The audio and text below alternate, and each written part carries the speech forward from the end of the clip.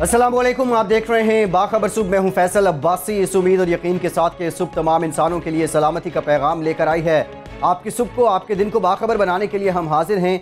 मेरे साथ स्टूडियो में तशरीफ़ रखते हैं सीनियर सहाफ़ी, सीनियर तज्ज़ियाकार इकराम होती साहब। होती साहब, बहुत शुक्रिया आपके वक्त का। आपसे गुफ्तगू करेंगे। उनके साथ ही साथ तशरीफ़ फरमा है सीनियर कॉरेस्पॉन्डेंट 92 न्यूज़ तज्ज़ियाकार सोहेल इकबाल भट्टी साहब। भट्टी साहब, आपका भी शुक्रिया, आपसे भी गुफ्तगू करेंगे। इस्लामाबाद स्टूडियो में ही हमें ज्वाइन कर रहे हैं 92 न्यूज़ के नुमाइंदे मलिक सईद आवान साहब। मलिक साहब, आपका भी शुक्रिया, आपसे भी गुफ्तगू करेंगे। लाहौर से हमें ज्वाइन करेंगे हाफिज़ फैज़, जबकि पेशावर से हमारे साथ होंगी फौजिया ज़ेब। अपने इन नुमाइंदगान से भी जानेंगे। आप दोनों का भी बहुत शुक्रिया फौजिया और हाफिज़ फैज़। आज के प्रोग्राम में कुछ हम तज़किरा करेंगे। एक बहुत बड़ी खबर है। इससे पहले हमने देखा कि 35 अरब रुपए मनी लॉन्ड्रिंग का मामला सामने आया, लेकिन 32 अरब रुपए मनी लॉन्ड्रिंग का इंकशाफ हुआ है। ये कहानी क्या है, ये हम भट्टी साहब से जानने की कोशिश करेंगे। इकराम होती साहब से हम जानेंगे शेख रशीद अब वज़ीर रेलवे तो बन गए हैं, लेकिन जो उन्होंने ऐलान किया है कि रेलवे की तजावुज़ात को, रेलवे की ज़मीन पर, रेलवे की अराज़ी पर जो तजावुज़ात हैं उनको मिसमार करेंगे। ये बहुत बड़ा चैलेंज है। कैसे किया जाएगा, वहाँ आबाद लोगों को कैसे हटाया जाएगा, इससे मुतालिक हम होती साहब से जानेंगे। विफाकी सेक्रेटरीज़ के तबादलों के, सूबाई महकमों में तबादलों की फहरिस्तें तैयार कर ली गई हैं। नई गवर्नमेंट के आने के बाद अब ब्यूरोक्रेसी में भी बड़े पैमाने पर तब्दीलियां लाई जा रही हैं। हाफिज़ फैज़ हमें लाहौर से बताएंगे कि मुस्लिम लीग नून के जो मनपसंद अफराद थे उनको कहाँ भेजा जाएगा। नून लीग की हुकूमत इक़्तिदार के आखिरी सालों में कौमी ख़जाने को अरबों का चूना लगा गई है। वज़ारत इंफॉर्मेशन टेक्नोलॉजी अनूश रहमान की सरपरस्ती में थी और बदनवानी को लेकर 82 यानी 82 केसेस सामने आए हैं। ये केसेस किस नौयत के हैं, मलिक सईद आवान साहब से हम जानने की कोशिश करेंगे। पेशावर ड्राई पोर्ट मनसूबा 19 साल हो चुके हैं, ये ताख़ीर का शिकार है। महताब अब्बासी ने 19 साल पहले इसके लिए ज़मीन अलॉट की थी, लेकिन उस वक्त से लेके अब तक ये मनसूबा मुकम्मल क्यों नहीं हो सका, इस पर बाकायदा काम क्यों नहीं हो सका, ये हम फौजिया से जानने की कोशिश करेंगे। ऑडिटर जनरल ऑफ पाकिस्तान ने chief executive officer PIA Musharraf रसूल का तकर्रुर खिलाफ कानून करार दे दिया है। ये मुशर्रफ रसूल साहब हैं कौन, करते क्या हैं और कैसे इनका तकर्रुर किया गया था, ये हम भट्टी साहब से जानेंगे। जबकि पाकिस्तान में बड़े पैमाने पर टैक्स चोरी हो रही है। जो तंजीम बराए इक़्तिसादी ताअवुन व तरक्की है, उसकी जानिब से तहफ़्फ़ुज़ात का इज़हार किया गया है। ये तहफ़्फ़ुज़ात क्या हैं, ये हम होती साहब से जानेंगे। लेकिन आज की सबसे बड़ी स्टोरी जो सबसे पहले हम शामिल कर रहे हैं, भट्टी साहब, 32 अरब रुपए मनी लॉन्ड्रिंग का मामला, तरीक़ाकार, कारीगरी क्या इस्तेमाल की गई है, क्या रिवायत से हटके है या उसी तरीके से ये मनी लॉन्ड्रिंग का राग लापा गया। असल देखिए, आजकल FIA एक बड़े मनी लॉन्ड्रिंग स्कैंडल जिसके अंदर आज आसिफ अली जरदारी साहब और उनकी हमशीरा को आज दोबारा FIA ने तलब भी कर रखा है। वो 35 अरब रुपए की मनी लॉन्ड्रिंग का वो मामला है। अगरचे उसका करेक्ट दायरा कार मजीद बढ़ता जा रहा है, लेकिन उससे बड़ा मनी लॉन्ड्रिंग का स्कैंडल ये हम आज सामने लेके आए हैं अपने नाज़रीन के सामने, जो कि सोलर पैनल और सोलर इन्वर्टर की दरामद के आड़ के अंदर 32 अरब रुपए की मनी लॉन्ड्रिंग सिर्फ एक साल के दौरान की गई है। अच्छा, ये ऐसी बात है इस बात को करने से पहले इस बात की मुकम्मल तहकीक की गई है। FPR के कस्टम्स के डाटा की रोशनी के अंदर एक इंतहाई मुफस्सल किस्म की रिपोर्ट तैयार करके नैब को भिजवाई गई और नैब ने अब इस बड़े स्कैंडल की तहकीकात शुरू कर दी हैं। नैब ने तो अभी तहकीकात शुरू की है। स्कैंडल हो क्या रहा है, हो ये रहा है कि वफाकी हुकूमत में पाकिस्तान में बिजली के बहरान ख़त्म करने के लिए और माहौल दोस्त बिजली की पैदावार के लिए ये फैसला किया कि सोलर पैनल और सोलर इन्वर्टर की जो इंपोर्ट है उसको तमाम किस्म के टैक्सों से छूट दी जाए। ज़ीरो कस्टम ड्यूटी उसके ऊपर आयद होनी चाहिए ताकि सस्ते इंपोर्ट हो सके और लोग अपनी मदद आपके तहत बिजली बहरान का खात्मा कर सकें और जो एक वोल्टेज का मसला है वो भी हल हो सके। इस सिलसिले के आड़ के अंदर वो लोग जो इस धंधे के अंदर मुलविस थे, जो मनी लॉन्ड्रिंग का कारोबार करते हैं, उन्होंने इसका गलत फ़ायदा उठाया और इस गलत फ़ायदा उठाने के अंदर उन्हें फैसिलिटेट किया, जो सहूलतकार का रोल प्ले किया वो थी FBR और महकमा और कस्टम डिपार्टमेंट। हुआ क्या, तरीक़ाकार ये अडॉप्ट किया गया कि जब ड्यूटीज़ की छूट थी उसके बाद आलमी मार्केट जहाँ से लोग इंपोर्ट करते हैं, चाइना है, जर्मनी है, ये अमेरिका, यहाँ से A ग्रेड के हमें इंपोर्ट करने चाहिए थे सोलर पैनल। आलमी मार्केट में जिस साल 2016-17 की हम बात कर रहे हैं, उस साल में वहाँ पर जो सोलर पैनल की फी वॉट जो कीमत थी वो मैक्सिमम 35 सेंट फी वॉट थी। अब जहां पर जो 54 से ज़ायद कंपनियां जिनका डाटा का एनालिसिस किया गया है, उन्होंने क्या किया, उन्होंने तरीका वारदात ये इस्तेमाल किया, चूंकि आप जितनी ओवर इन्वॉइसिंग की, ज़्यादा कीमत बताई ताकि लीगलाइज तरीके से ज़्यादा रकम बैरून मुल्क मुंतकिल कर सकें। इसलिए भले आप ज़्यादा कीमत अपने माल की बताएंगे, उसके ऊपर कोई इजाफी टैक्स तो नहीं होगा, 35 सेंट फी वॉट वाला सोलर पैनल $1 से लेकर $2.50 $2.5 फी वॉट में इंपोर्ट किया गया। बैरून मुल्क तकरीबन $317 मिलियन या एक आम अंदाजे में तकरीबन 32 अरब रुपए की मनी लॉन्ड्रिंग की गई। ये तमाम तर तहकीकात का जो इब्तदाई तौर पर मुकम्मल की गई हैं, ये कस्टम्स के डेटे से वेरीफाई करने के बाद की गई हैं। बदकिस्मती क्या हुई, जुल्म ये हुआ, एक साल के दौरान होती साहब 839 मेगावाट के सोलर पैनल इंपोर्ट किए गए। जब उसको मार्केट में चेक किया गया, उसमें से 680 मेगावाट के जो सोलर पैनल थे इंतहाई गैर म्यारी थे, वो एक ग्रेड के थे नहीं। 25 साल इसकी लाइफ होती है, इसको कुछ कंपनियां इंश्योरेंस इसकी प्रोवाइड करती है कि अगर ये खराब हो सके इसकी रिप्लेसमेंट हो सके। नुकसान क्या हुआ है, कौमी खजाने को भारी नुकसान पहुंचा है, मनी लॉन्ड्रिंग हुई है। उसके साथ साथ अवाम का सोलर पैनल के ऊपर गैर म्यारी होने की वजह से एतमाद उठ चुका है। एक लाहौर के लंडे के ताजिर ने, लंडे के कपड़ों का काम करने वाले ताजिर ने एक और कंपनी के नाम के ऊपर 2 अरब रुपए का सोलर पैनल इंपोर्ट किए।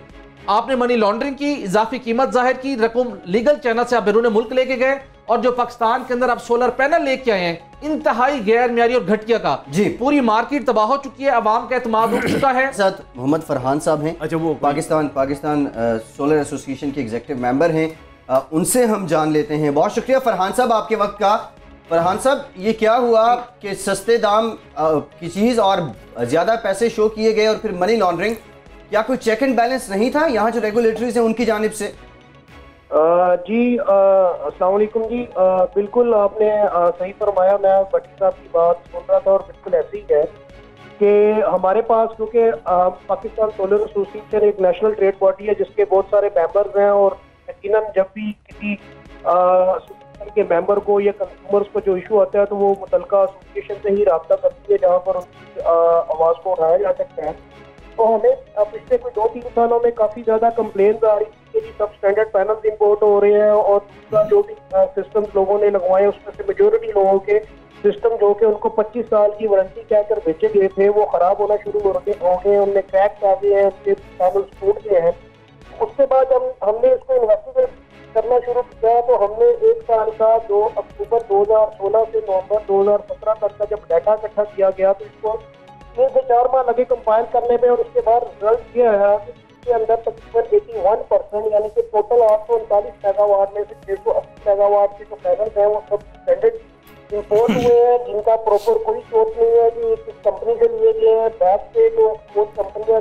अच्छा फरहान साहब, ये पाकिस्तान सोलर एसोसिएशन की क्वालिटी कंट्रोल का तरीका कार क्या है, और क्या उस वक्त क्वालिटी चेक नहीं की गई? पाकिस्तान सोलर एसोसिएशन कोई रेगुलेटरी अथॉरिटी नहीं है, ना ही ये कोई क्वालिटी कंट्रोल करती है। पाकिस्तान के जो अदारे हैं गवर्नमेंट को उनको सजेशन दे सकते हैं। जी ठीक, बहुत शुक्रिया मोहम्मद फरहान साहब, आप हमारे साथ मौजूद थे, बहुत शुक्रिया। 32 अरब रुपए मनी लॉन्ड्रिंग का ये मामला है। नैब की तहकीकात के बाद जो फर्दर इंक्वायरीज और फर्दर एक्शन है उसको इसके लिए पाकिस्तान के अवाम मुंतज़िर हैं, और सबसे इंपॉर्टेंट इन ताजिरों के अलावा इसके पीछे छुपे बड़े और मरकजी किरदार कौन से हैं, क्या वो बेनकाब हो सकेंगे, इसके लिए भी पाकिस्तान के अवाम देख रहे हैं नैब की जानिब और दीगर इदारों की जानिब।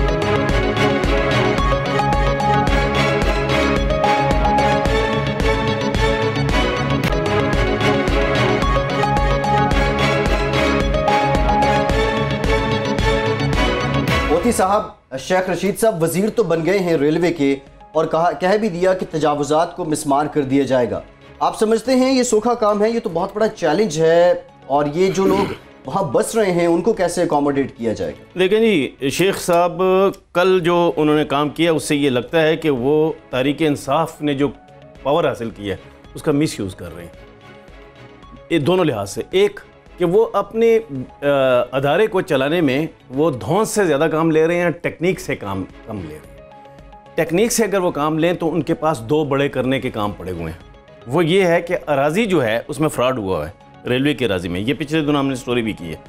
उस अराजी में फ्रॉड हुआ है, उस फ्रॉड को पकड़ें, पूरी अराजी लें। उन्होंने सिर्फ एक धमकी दे दी, पुराने ज़माने में एक होता था विलन मज़र शाह, उसकी तरह की, कि हम मिसमार कर देंगे ये जो वो खड़े हैं प्लाजे और ये और वो जो रेलवे की ज़मीन पे खड़े हैं। भाई तुम्हारा काम धमकियां देना नहीं है, आप विलन नहीं हैं। आपने 2 काम करने हैं। इस ज़मीन की डॉक्यूमेंटेशन गलत हुई है, ये बहुत ज़्यादा ज़मीन है। जब पिछली स्टोरी हमने की तो हमें इंग्लैंड से फ़ोन आया, क्योंकि हमने इंडिया ऑफिस लाइब्रेरी का नाम लिया था। उस फ़ोन में ये बताया गया कि इंडिया ऑफिस लाइब्रेरी में इसके जो रिकॉर्ड्स हैं वो 10 गुना ज़्यादा है ज़मीन जो ये रेलवे वाले खुद समझ रहे हैं। ये ज़मीन बहुत ज़्यादा है, बजाय इसके कि इसकी तहकीकात कराएं। उन्होंने कहा ये सामने खड़े हम वो मिसमार कर देंगे। दूसरा कि ये आपने प्लाजे क्यों मिसमार करने हैं, आप प्लाजों से को वागुजार करें, उसमें आप उन लोगों को जिन्होंने प्लाजों में मेहनत की है उनको कुछ पैसे देकर बाकी अपने लिए सरकार के लिए करें, तरीके से काम करें। दूसरा इनके पास जो बड़ा काम पड़ा है वो ये है कि इनके पास इंजन और बोगियाँ बनाने के बहुत बड़े कारखाने मौजूद हैं। एक कारखाना इस्लामाबाद में, एक रिसालपुर में, एक लाहौर में है। दूसरा ये कि पाक स्टील के साथ इनकी जो पुरानी वो थी एक कोऑर्डिनेशन वो टूट चुकी है, लिहाजा इनकी कोऑर्डिनेशन दोबारा बनानी है ताकि इनको सस्ता खाम माल मिले और ये काम करें।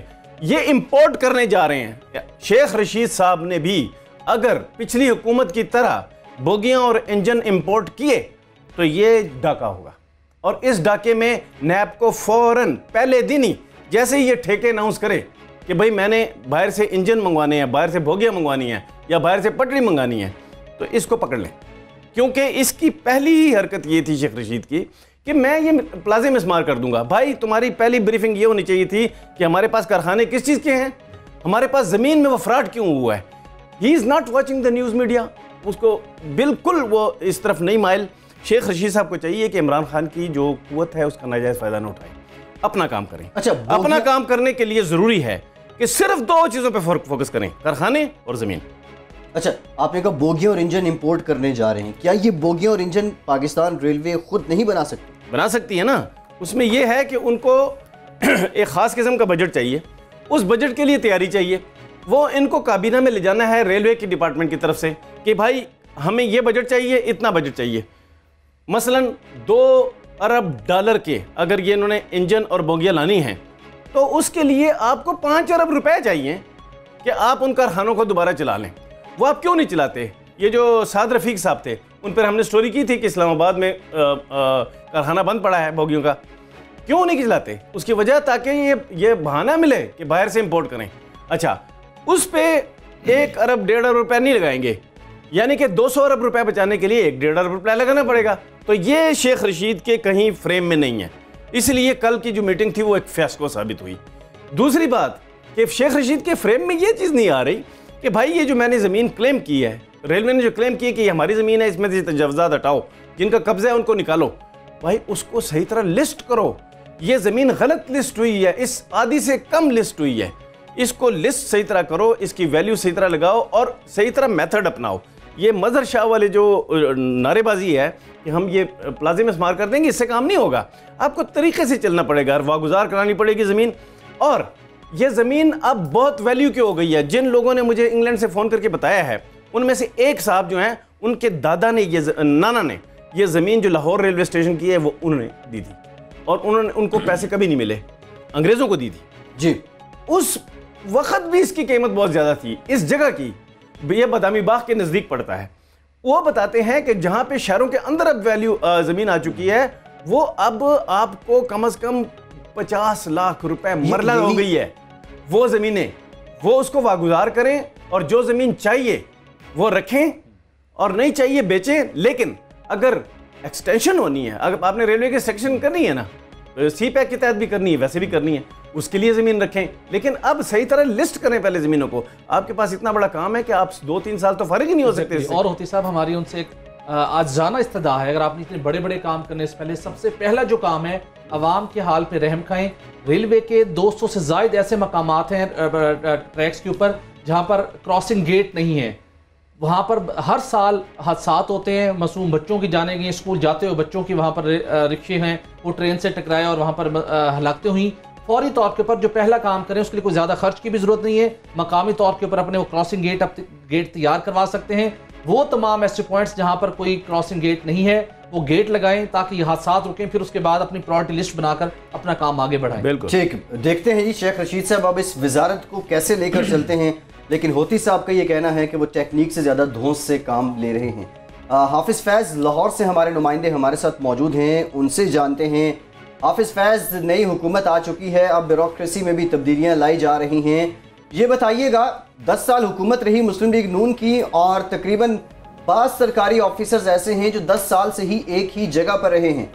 उनको लेकर ये जो मनपसंद लोग थे मुस्लिम लीग नून के, उनका क्या मुस्तकबिल है, उनको कहाँ इस्तेमाल किया जाएगा, और जो शफाफ और कहा जा रहा है कि अच्छी शोहरत के लोग सामने लाए जाएंगे, उनके लिए क्या तरीक़ा कार अपनाया है? स्क्रूटनी के लिए पीटीआई क्या कर रही है?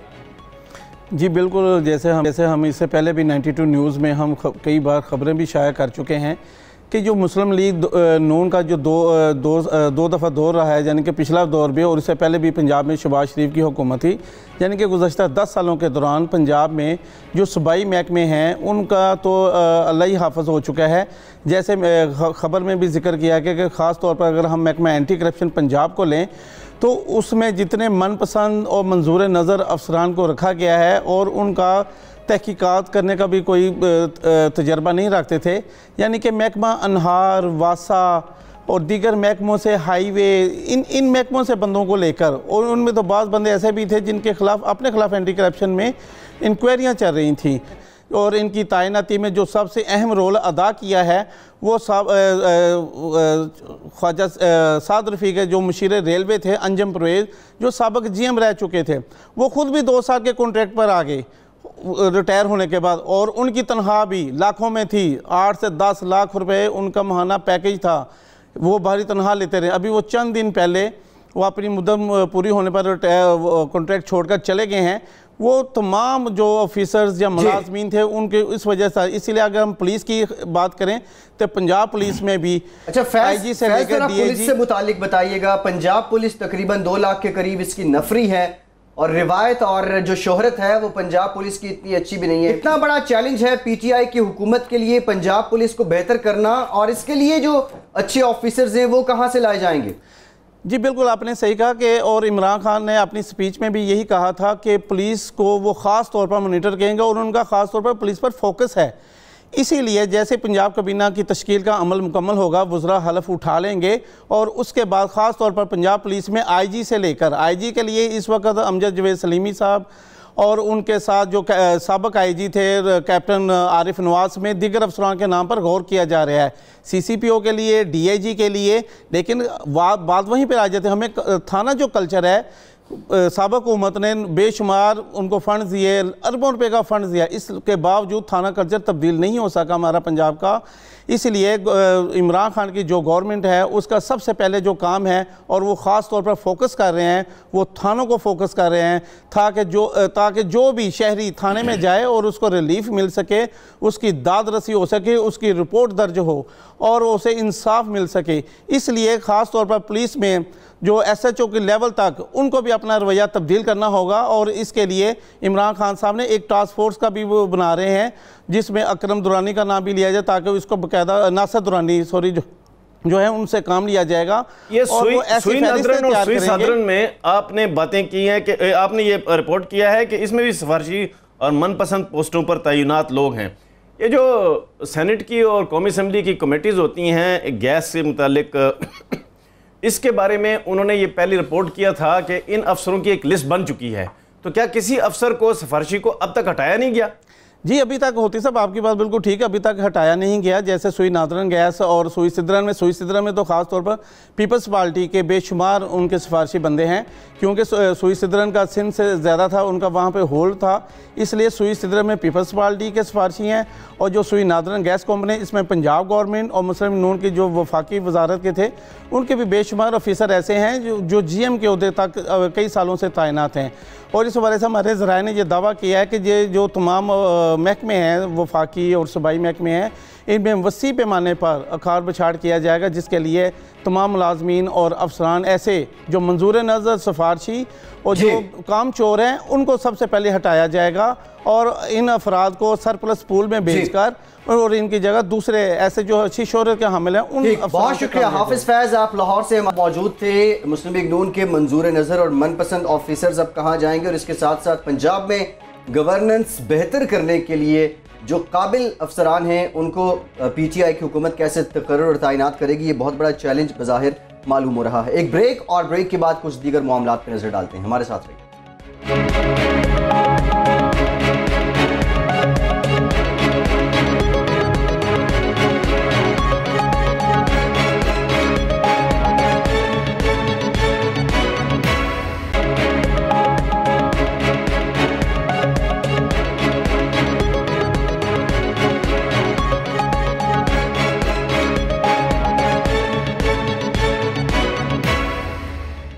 Welcome back after the break. और अब तस्करा करेंगे एक और वजारत की कहानी का। इस वजारत की वजीर थी अनूशा रहमान साहिबा, वजारत फॉर इंफॉर्मेशन टेक्नोलॉजी, और इसके अंदर उनके जाने के बाद 82 करप्शन के केसेस सामने आए हैं।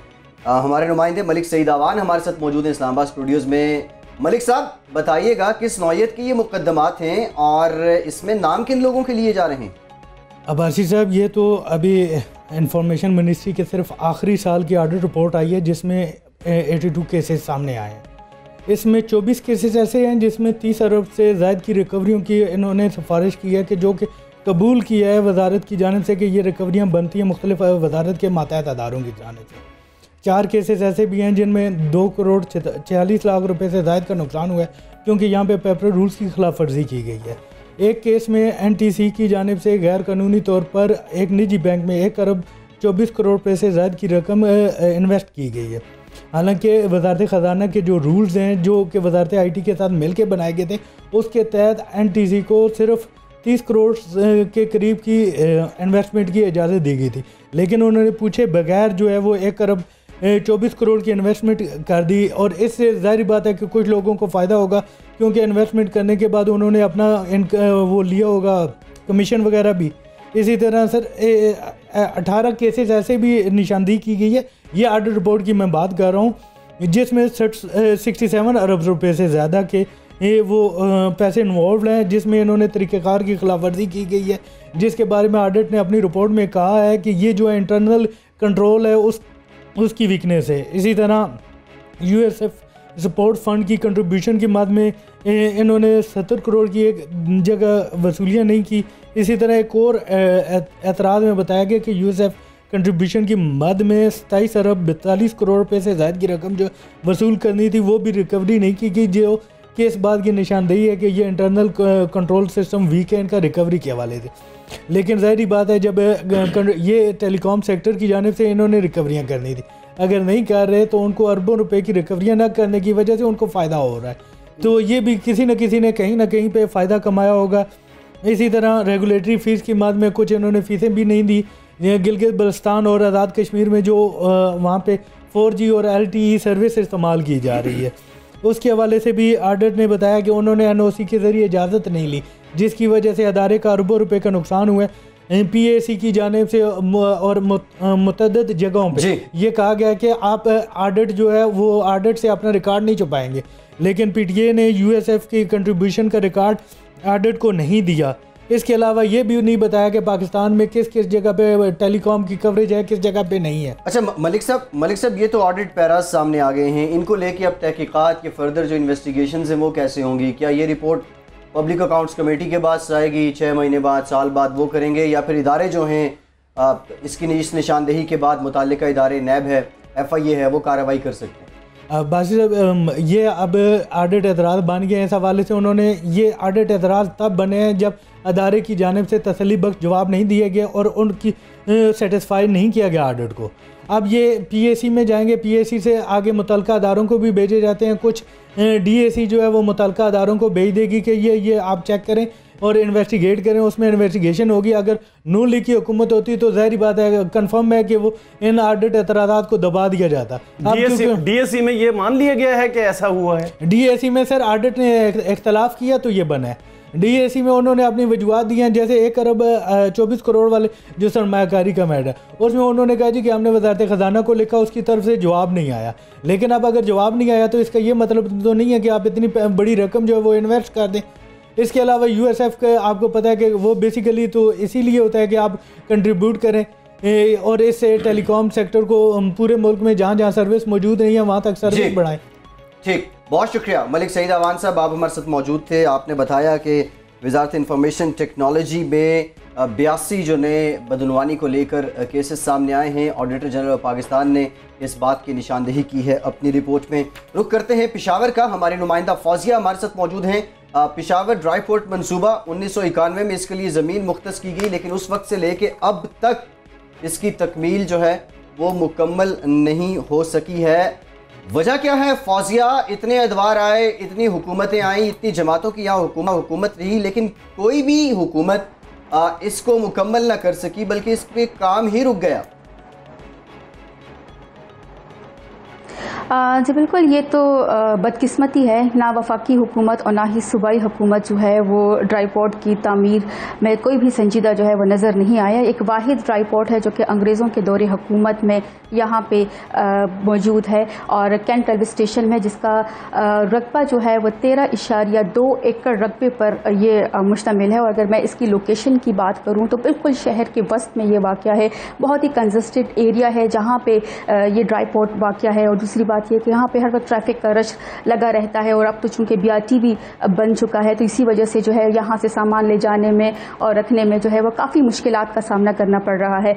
और जहाँ तक बात है तो PTI समेत 5 हुकूमतें गुजर चुकी हैं मगर कोई भी हुकूमत जो है बिल्कुल भी संजीदा नज़र नहीं आई है कि एक अलग से जो है वो ड्राई पोर्ट इसके लिए कायम किया जाए। 1998-99 में जब यहाँ पे मुस्लिम लीग नून की हुकूमत थी तो सरदार मेहताब अब्बासी यहाँ के वज़ीर आला थे। उन्होंने जो है नौशहरा अज़ाखेल जो कि शहर से काफ़ी दूर पड़ता है उसकी ज़मीन मुख्तस की थी जो कि 64 एकड़ रकबे पर मुश्तमिल है। और ये कहा गया था कि इसको मज़ीद जो है वुसअत दी जाएगी। इसके लिए जो है उन्होंने एक कमेटी भी कायम की ताकि इसकी तामीर जो है वो जल्द से जल्द मुकम्मल की जाए। तकरीबन 2 करोड़ रुपए का उस वक्त ऐलान किया गया था ये इस कमेटी को दिए जाएंगे, इसकी तामीर पे जो है वो खर्च किए जाएंगे। मगर चूँकि फिर 1999 में जो है मुस्लिम लीग नून की हुकूमत ख़त्म हो गई, इसके बाद ANP के दौरे हुकूमत जो है वो शुरू हुआ तो उन्होंने फिर जो है एक दफ़ा फिर इसमें दिलचस्पी ज़ाहिर की और जो ट्रस्ट कायम किया गया था, जो कमेटी कायम की गई थी तो उसके रकम भी बढ़ा दी गई थी। 3 करोड़ रुपए जो है मुख्तस कर दिए गए थे। 9 रुकनी कमेटी भी कायम की गई थी। लेकिन बदकिस्मती से दहशतगर्दी की लहर आई, फिर नेटो की तरसील जो है वो मामलात आए तो फिर जो है वो काम उस पर रुक गया था, सिर्फ ऐलानात की हद तक ही मुख्तस रही। फिर इसके बाद पीपल्स पार्टी ये बताइए कि इसमें जो है 2-3 बातें हैं इसमें। एक तो ये है कि अब इसकी कीमत जो है, इस पे जो खर्चा आएगा वो कितना बढ़ चुका है, और दूसरा क्या ये अज़ाखेल के इलाके में है, ये कौन से इलाके में है? इसके लिए जो ज़मीन मुख्तस की गई है वही अज़ाखेल के इलाके में ही मुख्तस की गई है और ये अलाट की गई है। मगर बदकिस्मती से जो है कोई भी हुकूमत इस पे संजीदा नज़र नहीं। वफाकी हुकूमत ने तो बिल्कुल इसमें दिलचस्पी ही जाहिर नहीं की है क्योंकि हमेशा जो नवाज शरीफ की तरजीहात रही हैं कि वो अगर ट्रेड करे तो वो हिंदुस्तान के साथ करे, इंडिया के साथ करे, अफगानिस्तान के साथ ना करे। हाँ, ये था कि 3 बरस कबल जो है PTI की जब हुकूमत थी तो उसके इसरार पे कस्टम हुकाम ने एक दफ़ा फिर जो है उन फाइल से दूर हटाने की कोशिश की थी। दोबारा ऐलान किया गया था कि 2 करोड़ रुपए जो है जो कि मुख्तस किए गए थे उसको बहाल किया जाए, मगर अभी तक जो है वो 1 पाई भी खर्च नहीं की जा सकी। 19 साल गुजर चुके हैं। PTI की तरजीहात में ये शामिल था कि हम मईशत को बहाल करेंगे, यहाँ पे वापस लेकर आएंगे, लेकिन एक ड्राई पोर्ट का जो मंसूबा है, जो तामीर है, उसको अभी तक जो है शुरू नहीं किया जा सका। जहाँ तक बात है अफगानिस्तान जो है वो हमारा सबसे बड़ा गाहक है, ये बात तो है कि हमारा सबसे बड़ा गाहक है, लेकिन अफगानिस्तान के साथ हमारे ताल्लुकात में कभी उतार चढ़ाव रहता है। लेकिन इससे पहले जब हमारे ताल्लुकात बहाल थे और यहाँ से जो ट्रेड होती थी, पेशावर ड्राई पोर्ट से जो ट्रेड होती थी, तकरीबन $6.5 अरब जो है वो हम यहाँ से कमाते थे। मगर जैसे ये हालात ख़राब हुए, दहशतगर्दी की लहर है, कभी बॉर्डर जो है वो कभी बंद होता था, कभी खुला रहता था, तो हर साल जो है वो $1 अरब जो है वो कम होते गए। हालांकि इस बात का एतराफ़ जो है वो वफाकी हुकूमत ने भी किया और महकमा ख़जाना ने जो है वो कायमा कमेटी को ये भी बताया था कि 75% जो अफगान ट्रांसिट ट्रेड का जो हिस्सा है वो मुंतकिल हो चुका है। इसकी वजह यह है कि जो मौजूदा ड्राई पोर्ट है पेशावर का, उसमें सहूलियात का फुकदान है। अब देखना यह है कि क्या PTI जो है वो जो बात करती है कि हम हमसाय ममालिक के साथ अपने ताल्लुकात को बेहतर बनाएंगे। 2 साल कबल उन्होंने सिर्फ एक फ़ाइल उठाई थी। अब देखना यह है कि क्या उस फाइल को जो है वो ओपन किया जाता है, इस ड्राई पोर्ट पर जो है संजीदगी से काम शुरू करती है या नहीं करती है।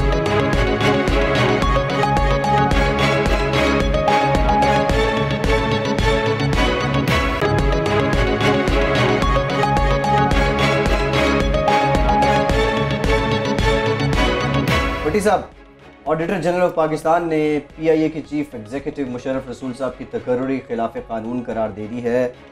मेहताब अब्बासी साहब का तज़किरा पहले से हो गया है, इनके तकर्रुर में अब्बासी साहब का क्या ताना बाना था और कौन से कवानीन हैं जिनकी खिलाफ वर्जी की गई? मामला ये हुआ कि हमने 20 अगस्त को स्टोरी की थी कि पाकिस्तान इंटरनेशनल एयरलाइन जो कि तकरीबन 300 रुपये से खसारे से दो चार है, इसको खसारे से निकालने के लिए और इसको मुनाफा बख्श बनाने के लिए गुज़श्ता साल इसके नए चीफ एग्जीक्यूटिव ऑफिसर का तैनात करने का फैसला हुआ। ये मुस्लिम लीग नून के दौरे हुकूमत के अंदर तीसरे चीफ एग्जीक्यूटिव ऑफिसर थे जिन्हें PI के अंदर अपॉइंट करने की कोशिश की गई और उस दौर में इन्हें अपॉइंट किया गया जिस दौर के अंदर इस मुल्क के वज़ीर आज़म शाहिद खान अब्बासी साहब थे, जो खुद एक मुनाफा बख्श एयरलाइन चला रहे थे, एयर ब्लू को। तो हम सब उम्मीद कर रहे थे कि इस वक्त जो सबसे बड़ा क्राइसिस था इस एयरलाइन को हेड करने वाले, इसके जो इसको एक ऐसा विजनरी सीईओ लाया जाए जो इस बिजनेस को वाकफियत रखता हो, जो इस खसारे को रोक सके और इसको मुनाफा बख्श बना सके। शाहिद खान अब्बासी साहब की मौजूदगी के अंदर मेहताब अब्बासी साहब के साथ माजी के अंदर काम करने वाले मुशर्रफ रसूल साहब को कवायद व ज़वाबित के बरक्स तमाम कवायद व कानून की खिलाफ वर्जियों धज्जियां बिखेरते हुए चीफ एग्जीक्यूटिव ऑफिसर PIA 5 सितंबर 2017 को तैनात किया गया। हमने 20 अगस्त को जब स्टोरी की थी तो उसके अंदर बताया था कि हमें ये मालूमात मिली थी कि ऑडिटर जनरल ऑफ पाकिस्तान ने इनके पूरे रिकॉर्ड का, इनके अपॉइंटमेंट के प्रोसेस का जायजा लेने के बाद इनकी तकर्री खिलाफ कानून साबित की है। लेकिन अब हमें पूरी वो रिपोर्ट मौसूल हुई है chief auditor general of Pakistan की, उसके अंदर क्या कहा गया होती सब आप सुनकर हैरान होंगे। 20 मई 2017 को एडवर्टीजमेंट हुई, जो क्राइटेरिया था, जो रिक्वायर्ड क्वालिफिकेशन थी, मुशर्रफ रसूल साहब सिवाय इसके कि उनका मुशीर हवाबाजी मेहताब अब्बासी साहब के वो मंजूर नज़र थे, काबिल एतमाद ऑफिसर रहे थे। इसके अलावा ना तो उनकी मतलूबा तालीम थी, मुतलका तालीम थी उनके पास, ना मतलूबा तजर्बा था, ना ही वो हवाबाजी के शोबे को जानते थे। उसके बावजूद उनको अपॉइंट किया गया चीफ एग्जीक्यूटिव ऑफिसर। उसके बाद क्या हुआ, जो गुज़श्ता CEO की तनख्वाह थी M1 स्केल के अंदर एस्टेब्लिशमेंट के रूल्स के मुताबिक उनकी तनख्वाह थी 5 लाख रुपए माहाना। मुशर्रफ रसूल साहब को 20 लाख रुपए माहाना तनख्वाह के ऊपर तकर्रुर किया गया, इसलिए कि चूंकि उनकी ना मतलूबा तजर्बा था, ना उनके पास मुतलका तलीमी काबिलियत थी, लिहाजा उनको इंसेंटिव 3 टाइम्स ज़्यादा दिया गया। सिर्फ बात यहाँ पर न रुकी, फिर उसके बाद जब उन्होंने काम का आगाज किया, जब आपके पास मुतलका तजर्बा नहीं था, तालीम नहीं थी, तो फिर यकीनी तौर के ऊपर ब्लंडर होने थे और जिस मकसद के लिए आपको अपॉइंट किया गया था आपने वो मकसद सर्व करना था, PIA को आपने बहाल नहीं करना था। इन्होंने आते ही क्या किया, वो अफसरान जो PIA के अंदर अपॉइंट हुए थे, जिनका आलमी एयरलाइंस को चलाने का तजर्बा था, उन्होंने उनको साइड लाइन करना शुरू किया। Chief operating officer Zia Qureshi को बरतरफ करवाया गया खिलाफ ज़ाब्ता रातों रात। चीफ फाइनेंशियल ऑफिसर को उनके ओहदे से तब्दील किया गया। हज ऑपरेशन शुरू होने से कबल ये सिफारिश की गई कि PIA के पास पैसेंजर्स बहुत हैं, अंडर प्रेशर है PIA के त्यारे, हमें कुछ त्यारे फौरी तौर के ऊपर लीज पर लेने चाहिए। नहीं त्यारे लिए गए। उसके बाद तकरीबन कोई 50,000 रुपए की प्रोक्योरमेंट होने जा रही थी नए त्यारों की और लीज की। उस प्रोसेस को सबोताज किया गया, एक नई कमेटी बनाकर अफसरान को हटाकर ये वो काम कर रहे थे जिनकी ऑडिटर जनरल ऑफ पाकिस्तान ने तकर्री को खिलाफ कानून डिक्लेयर किया है। उसके साथ उन्होंने अब वाज़ेह तौर पर अपनी रिपोर्ट के अंदर लिखा है कि फौरी तौर के ऊपर मुशर्रफ रसूल साहब को उनके ओहदे से बरतरफ किया जाए और इनसे 16 करोड़ रुपए रिकवरी की सिफारिश की गई है। एयर टिकट्स जो इनको अलाउ थी सालाना 35 थी इनके और अहले खाना के लिए, ये सिर्फ इब्तदाई 6 माह के दौरान 61 एयर टिकट का इस्तेमाल कर चुके थे, वो भी खिलाफ ज़ाब्ता थी। उन्होंने अब इनको फौरी तौर पर हटाने की सिफारिश की गई और मेरी इत्तलात यह है चंद रोज के दौरान चीफ एग्जीक्यूटिव ऑफिसर जिनकी तकर्री के खिलाफ नैब भी सुप्रीम कोर्ट ऑफ पाकिस्तान के हुक्म पर तहकीकात कर रहा है, इनको जल्द इनके ओहदे से हटा दिया जाएगा। इनके लिए अच्छा चांस ये है, नजम सेठी साहब की तरह इनको एक मिसाल काम करनी चाहिए, खुद साइड पे होना चाहिए, इनको इस्तीफा देना चाहिए। PIA को दिन ब दिन ये मजीद तबाहली से दो चार कर रहे हैं, ये सिलसिला रुकना चाहिए और उसके बाद मार्केट से आलमी सतह के ऊपर एयरलाइन को चलाने का तजर्बा रखने वाले शख्स का मुझे मेरिट के ऊपर तकर्रुर होना चाहिए। भट्टी साहब, आपने कहा कि इनका जो क्राइटेरिया है उस पर पूरा नहीं उतरते थे। मेहताब अब्बासी साहब हवाबाजी के किस क्राइटेरिया, कौन सा उनका तजर्बा था उसको वो समझते थे जो उन्हें मुशीर लगाया गया था? उनका तजर्बा ये था कि वो नवाज शरीफ साहब के इंतहाई काबिल एतमाद तस्वुर किए जाते थे, उन्हें इसी बुनियाद के ऊपर एक उन्हें मुशीर नवाज शरीफ साहब ने अपॉइंट किया था। लेकिन चले वो एक मुशीर थे, वो नवाज शरीफ साहब की एक उनका इस्तेहकाक था, उन्होंने इस्तेमाल किया जो कि गलत किया। एक रेलिवेंट शोबे के अंदर उनका जो जिसका तजर्बा होना चाहिए था उस शख्स को अपॉइंट करना चाहिए था। लेकिन चीफ एग्जीक्यूटिव ऑफिसर जिसने पूरी कंपनी को चलाना है और फिर उस एयरलाइन को जो पहले ही माहाना अरबों रुपए खसारे से दो चार है, जो बड़े क्रिटिकल स्टेज के ऊपर है, जो पाकिस्तान की पहचान है, उसको आपने खसारे से निकालना था। उस वक्त आपको वो लोग जो इस ओहदे के लिए अहल थे, उन्होंने जब उन्होंने अप्लाई किया था उनको उस वक्त उनको नॉमिनेट करके, अच्छा even auditor general of Pakistan ने अपनी रिपोर्ट में यह भी लिखा इनको शॉर्ट लिस्ट ही नहीं किया गया था, बोर्ड ऑफ डायरेक्टर्स ने इनका इंटरव्यू तक नहीं किया था और मेहताब अब्बासी साहब ने खिलाफ ज़ाब्ता एक मीटिंग कॉल करके खुद इनका इंटरव्यू करके इनको रेकमेंड किया। खिलाफ ज़ाब्ता तकर्री हुई। असद उमर साहब ने इस मामले को कायमा कमेटीज में उठाया था। नैब का भी बड़ा इम्तिहान है और उसके साथ असद उमर साहब का भी। PIA को उन्होंने कहा है कि मुलाजमीन को बरतरफ नहीं किया जाएगा, PIA को हम दोबारा रिवाइव करेंगे। उसको रिवाइव करने के लिए लाजिम है जो खिलाफ ज़ाब्ता अफसरान को बरतरफ किया गया है उन्हें बहाल होना चाहिए और मेरिट के ऊपर कॉम्पिटेंट चीफ एग्जीक्यूटिव ऑफिसर के तकर्रुर होना चाहिए। अहल लोगों का तकर्रुर करें, आपको वाज़ेह तौर पर तब्दीली नजर आएगी। ठीक है, यकीनी तौर पे PIA इसको लेके ऑपोजिशन में जब PTI की जमात थी तो उस वक्त भी इन्होंने खासी तनकीद की, लेकिन अब देखना ये है कि PIA को लेकर रिफॉर्म्स कैसे होती हैं, इस इदारे को बेहतर कैसे किया जाता है। अगली स्टोरी होती साहब की, तंजीम रहे इक़्तिसादी ताउन और तरक्की की जानिब से पाकिस्तान के टैक्स ऑडिट सिस्टम पर तहफ़्फ़ुज़ात का इज़हार किया गया है। होती साहब, ये तंजीम क्या कहती है, कहाँ पे पॉइंट आउट किया गया है, कौन से फ्लॉज हैं?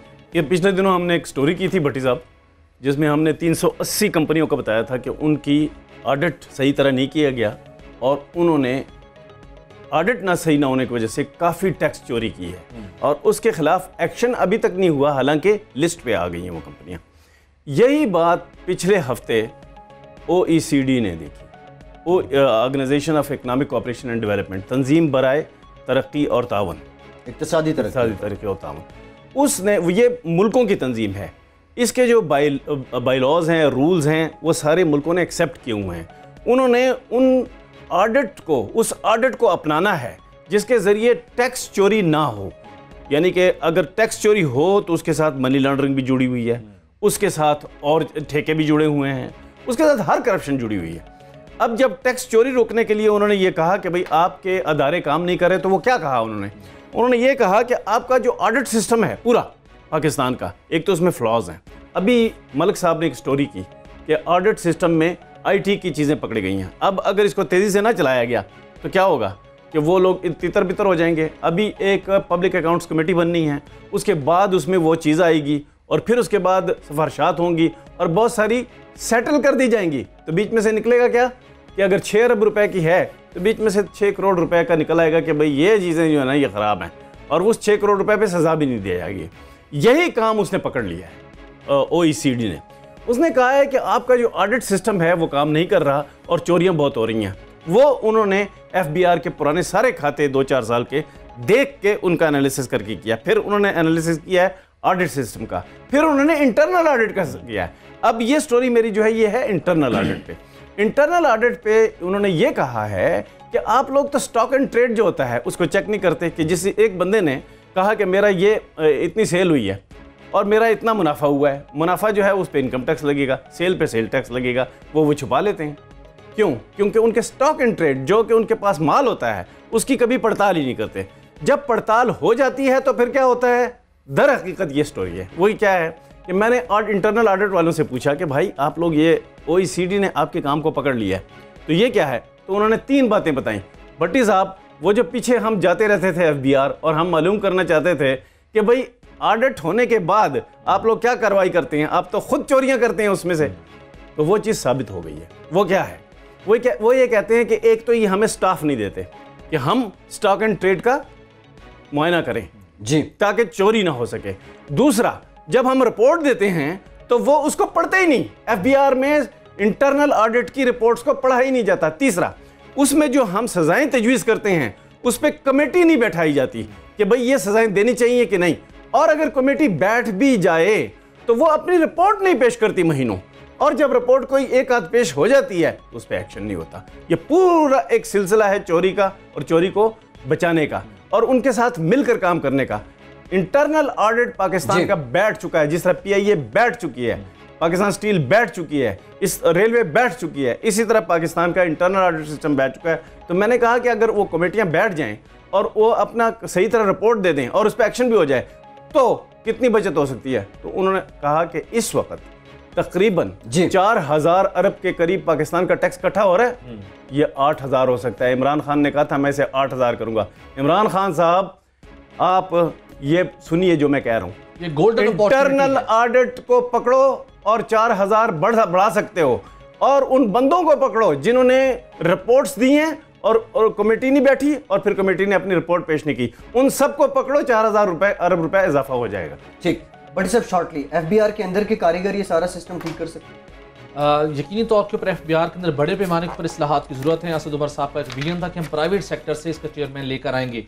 FBR के आप रिकंस्ट्रक्शन करें, FBR के अंदर इस्लाहात लाएं, तो जो होती साहब कह रहे हैं 8000 रुपए रेवेन्यू हासिल करने का टारगेट का जो ख्वाब है वो पूरा हो सकता है। ठीक, बहुत शुक्रिया सोहेल इकबाल भट्टी साहब आपका, इकराम होती साहब आपका। प्रोग्राम का वक्त खत्म हो गया है। फैसल अब्बासी को इजाजत। हैं।